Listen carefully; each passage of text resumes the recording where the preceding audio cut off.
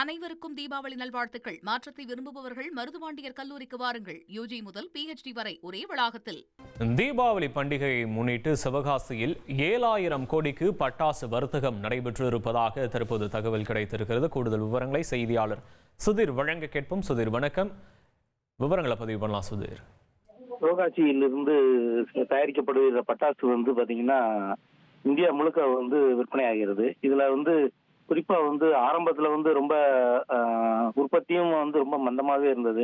அது காரணம் என்னன்னு கேட்டீங்கன்னா, தொடர் பட்டாசு விபத்துகள், அப்புறம் அதிகாரிகள் ஆய்வுன்ற பேர்ல ரொம்ப மந்தமாவே இருந்துச்சு. பிறகு ஜூன் மாதத்துல இருந்து கொஞ்சம் உற்பத்தி அதிகரிச்சு வெளி மாநிலங்களுக்கு எல்லாம் ஆர்வமா பட்டாசுகள் வாங்க ஆரம்பிச்சாங்க.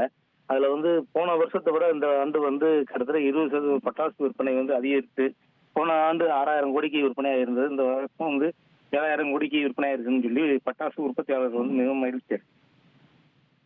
விவரங்களுக்கு நன்றி சுதீர்.